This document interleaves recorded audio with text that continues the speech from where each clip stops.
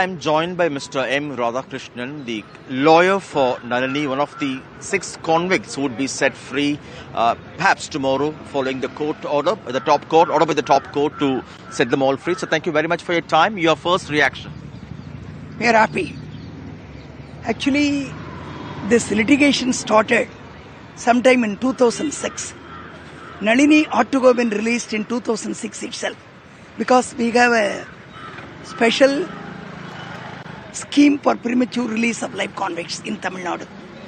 Suppose you complete 10 years or 14 years and your conduct is good, you are required to be released. So that's our scheme. After all the back and forth, yes, the Tamil Nadu cabinet recommended the release of all the 7 convicts in 2018. Yes. Do you think the governor ought to have abided by that at that time itself? Certainly. You see, on 9/9/2018, Tamil Nadu cabinet took the decision, right? At least in October 2018, governor should have accepted, signed the GO and released them all. Unfortunately, governor was sitting on the file for a long time. But the constitution bench of the Supreme Court in Maruram's case clear, to this effect. Once cabinet decision is taken, it is binding on the governor. Governor has no, different opinion. He cannot question. The moment he receives the decision, he should have signed it. It is only because of the failure of the governor to discharge his constitutional duty, all these 7 people have suffered along. Would your client, Ms. Nalini, now contemplate seeking any kind of relief or compensation? So far, we have not thought over the matter. But actually, all these 7 people are entitled to claim compensation for their illegal detention from 9/9/2018 till today. You call it illegal detention? Yes, certainly. Because once the cabinet has taken the decision, they are supposed to be released the next day. The governor ought to have acted. When the governor fails to act, so how it should be called? It is illegal detention. Even we filed a petition, on behalf of Nalini earlier. Unfortunately, the Madras High Court, didn't agree with us. But now, the Supreme Court has made it clear that decision is binding on the governor. Right. Yes. Conflicting views on the release of all these 7 convicts. It began with the release of Perarivalan in the month of May this year. Many say these members were involved in the assassination of a former prime minister. They shouldn't be released at all. Already their death sentence was commuted to life. What would you say to those arguments? Actually, all these people were convicted under section 302, read with 120B. Almost 3,000 persons were similarly convicted, were released by Tamil Nadu government, even within a period of 7 years of imprisonment, right? So, these people were convicted like them. They should have also got the benefit like them. These people cannot be treated differently by anyone.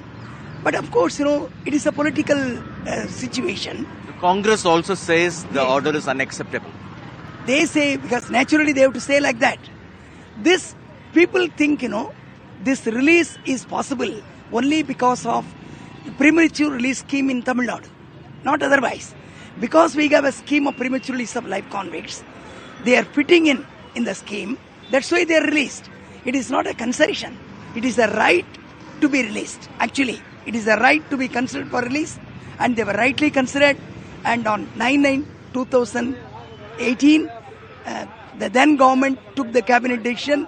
Everything was in accordance with the law. Does your client, Ms. Nalini, have any message for the family of Mr. Rajiv Gandhi or those people who died in that bomb blast? From the beginning, Nalini says she is innocent. She is innocent. She is, dragged in this, affair. So, what message can she give? Because she never said she has committed the crime. She is even today or, during the last 30 years, her stand is she is innocent. This is the message. She can give such a message. Innocent people will ultimately be released. Lastly, the Supreme Court has also taken note of what it calls satisfactory behavior by all these convicts. Yes. Particularly, it is referred to Nalini, that she has acquired more degrees. Yes. Tell us about that. How did she... You see, during the last 30 years, already she was a postgraduate. and she obtained, many degrees afterwards. And she is, at the time when she was arrested, she was just 21 or so. She was pregnant. With all these things, she studied a lot. She studied a lot. Her character was, exceptionally good. And, every year the probation officer was recommending and, the advisory board was recommending, but she was not released. So, ultimately, the government of Tamil Nadu took a decision because it is a decision, right decision. Nobody should be kept in Tamil Nadu as a prisoner after 20 years. Beyond 20 years, nobody should be kept as a prisoner. That is the scheme. She had a child born in the jail. Yes. And do you think once she is free now, what do you think her priorities would be? Because the prime of life, it is gone. She has to adjust to the society, new way of life actually. So every day she was in tears. So today I will be released, tomorrow I will be released. For the last 4 years, almost Nalini is in tears every day because the government has taken a decision, the governor didn't. She's in the UK, the wedding on the cards now? She couldn't go. Of course, even she couldn't meet the daughter. We tried. Even she was denied permission to talk to her over video. Ultimately, we came to the Honorable Court and got some order, even to communicate with their family members. Thank you so much for your time, sir. That was the lawyer of Nalini, one of the 6 convicts who the Supreme Court has set free.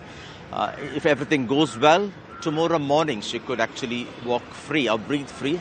At the moment, she is under parole, under police monitoring. And only after the hard copy of the order reaches the jail authorities, she would be technically set free. And after that, we hope to speak to her. But at the moment, the Congress says this is a legal thing and there should not be any celebration or glorifying the convicts who have been rightfully punished, they say, for the offences they committed.